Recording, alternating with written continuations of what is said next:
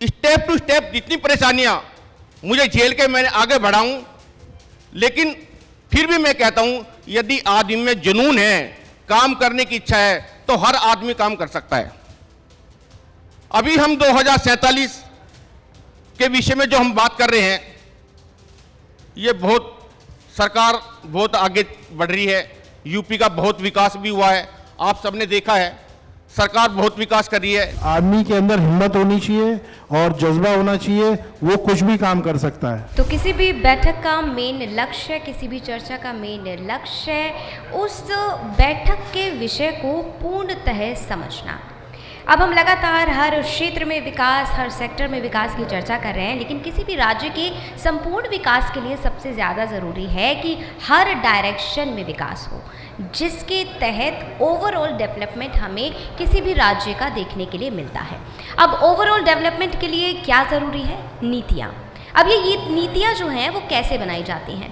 अब नीति निर्माता केंद्र में सरकार का क्या विजन है, क्या रोड मैप है, उसके लिए हम मंच पर आमंत्रित करते हैं DICCI के पश्चिमांचल जोन के वाइस प्रेसिडेंट FC मोगा जी का, और पीपल्स एक्सपोर्ट प्राइवेट लिमिटेड के गिरीश पीपल जी का, और तक चैनल के क्लस्टर हेड नीरज गुप्ता जी का।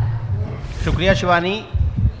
तो दोस्तों, जैसा शिवानी ने अपनी भूमिका में कहा, और हम जो सुबह से विकसित यूपी 2047 की बात कर रहे हैं, तो विकसित यूपी 2047 का उद्देश्य है कि 2047 तक उत्तर प्रदेश को ऐसा सुरक्षित, विकसित और समावेशी राज्य बनाना जो आज़ादी के 100वें साल में विश्व स्तर पर प्रतिस्पर्धा में खड़ा हो।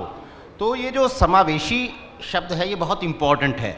इसमें हम जब इस विकसित यूपी की बात करते हैं तो ये सवाल बड़ा महत्वपूर्ण हो जाता है, बड़ा अहम हो जाता है कि इसमें समाज का वो शोषित, वंचित, दलित तबका कहाँ खड़ा है, जिसके लिए बहुत बड़ी बड़ी बातें की जाती हैं, जिसके लिए बड़ी बड़ी योजनाएं बनाने के दावे किए जाते हैं।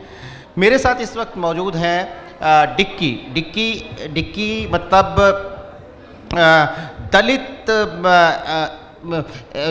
दलित इंडियन इंडस्ट्री और कॉमर्स का जो चैम्बर है, उसके वेस्ट जोन के वाइस प्रेसिडेंट FC मोगा साहब, और डिक्की से ही जुड़े हुए एक कारोबारी गिरीश पिप्पल साहब। जो बात मैंने कही, हम इन लोगों से समझना चाहेंगे। सबसे पहले मोगा साहब, मैं आपसे ये जानना चाहता हूँ कि आपका सफ़र जानना चाहते हैं। हम ये जानते हैं कि जब कोई इंसान SC कम्युनिटी से आता है, ST कम्युनिटी से आता है, वंचित तबके से आता है, तो समाज में उनकी यात्रा जो है वो सामान्य नहीं होती है। आपने इतना बड़ा कारोबार खड़ा किया, हज़ारों करोड़ रुपए का। मैं आपसे जानना चाहता हूं कि आपकी जर्नी कैसी थी, किस तरह से आपने ये मुकाम हासिल किया, और क्या शुरुआती मुश्किलें आपने देखी? Thank you sir. सबसे पहले तो मैं यूपी तक का धन्यवाद अर्जित करना चाहूँगा कि आपने मुझे इस महत्वपूर्ण मंच पर बुलाकर जो मुझे मेरी वो बढ़ाई है, उसके लिए आप बहुत बहुत धन्यवाद के पात्र हैं। देखो, असल में मैं जो आपको अपनी जर्नी के बारे में बताऊं, सबसे पहले तो मेरी जो पृष्ठभूमि है, मेरी व्यापारिक पृष्ठभूमि बिल्कुल भी नहीं थी। क्योंकि मेरे पिताजी तो एक राजमिस्त्री का काम करते थे, और मैंने भी उनके साथ में लग के 12 रुपये रोज की मजदूरी करी। लेकिन कुछ करने की इच्छा मन में थी। जब मैं पिताजी के साथ उनके साथ मजदूरी करता था तो बार बार मेरे मन में एक बात आती थी कि आखिर मैं गरीब क्यों हूं, ये सब जो और कर रहे हैं मैं ये क्यों नहीं कर सकता। ये मेरा करने का हमेशा से रहा, और उसको धीरे धीरे समय बदलता रहा और हम लोग आगे बढ़ते रहे। इसी को करते करते मैंने अपनी कंस्ट्रक्शन कंपनी बनाई, पिताजी के काम से प्रेरित होकर।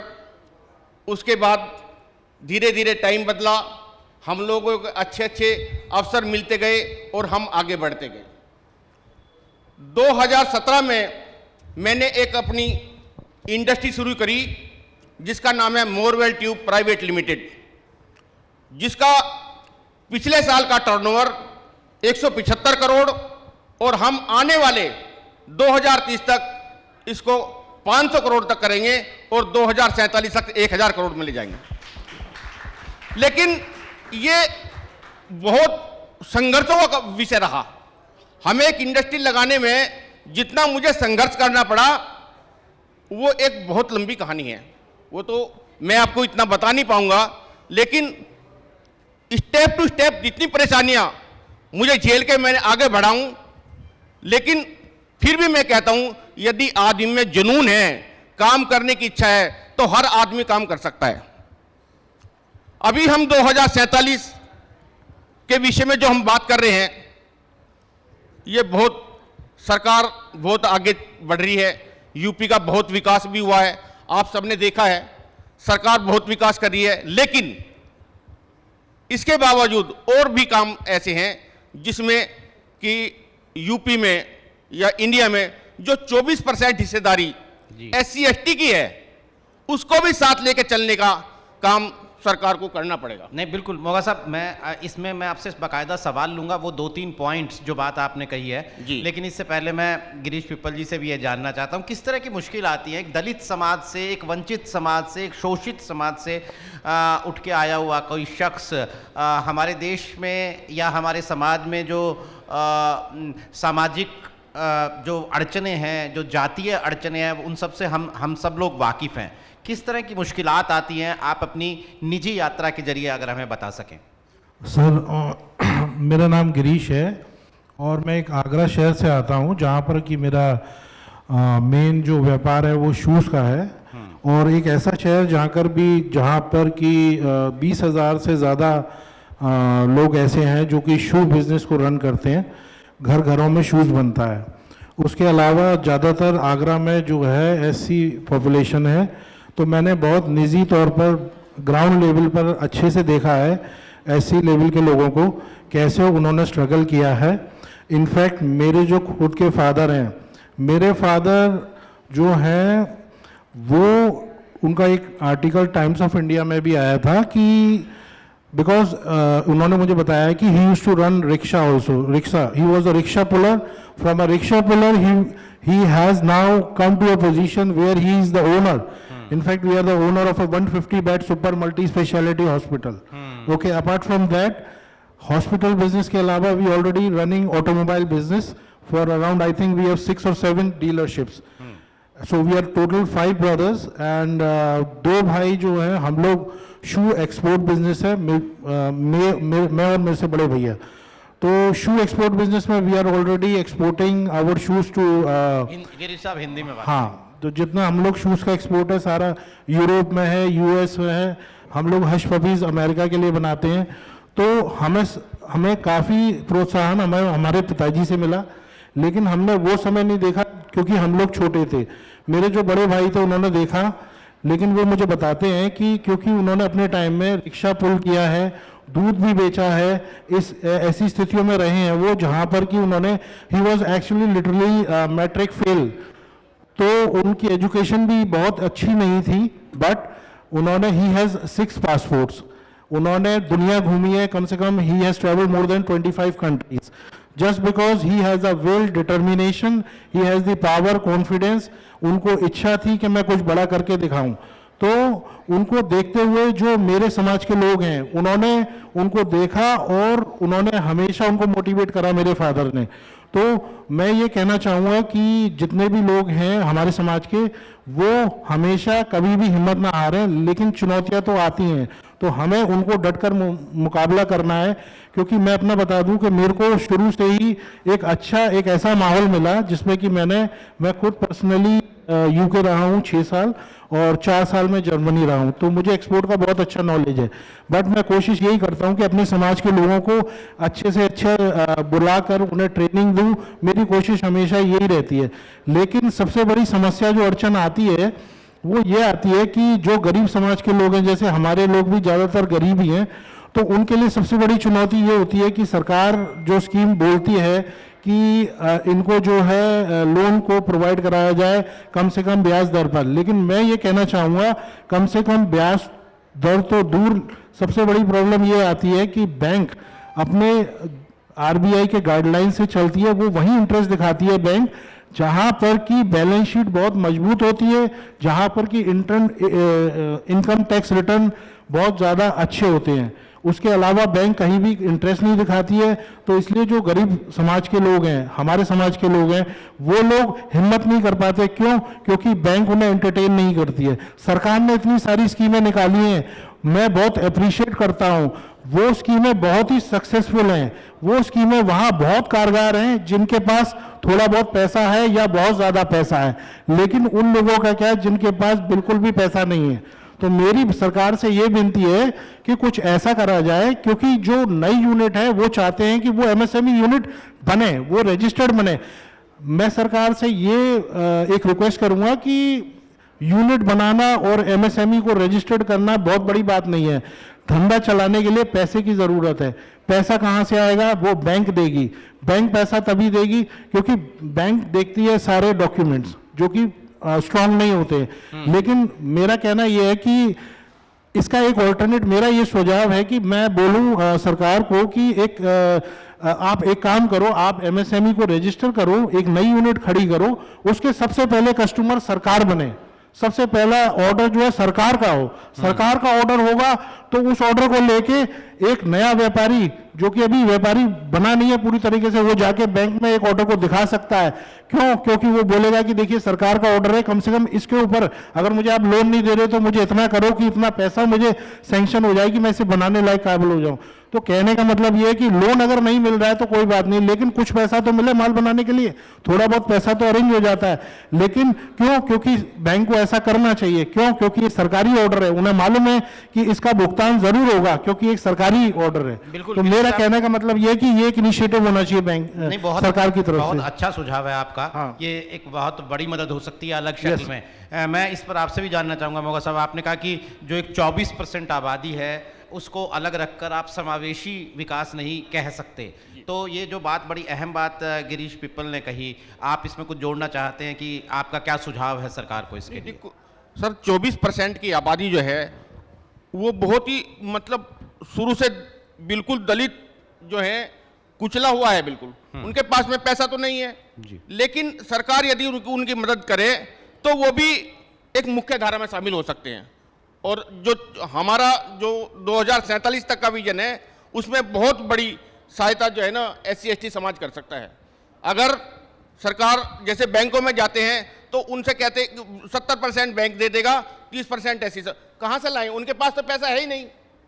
तो वो जो है ना, जैसे कि एक घर में अगर हम 5 भाई हैं, 2 भाई अगर हमारा काम कर रहे हैं तो हमें 3 का भी हाथ पकड़ के आगे बढ़ाना पड़ेगा, जभी हम जो है ना विकसित हो सकते हैं। बिल्कुल, मतलब मोगा साहब का कहने का मतलब है कि सामाजिक तौर पर अगर एक समाज को अगर आप एक भाई मानते हैं तो एक समुदाय को एक भाई मानते हैं, तो जब अलग अलग समुदाय सारे भाई हैं और सरकार को उन सभी का हाथ पकड़ के आगे बढ़ाना पड़ेगा।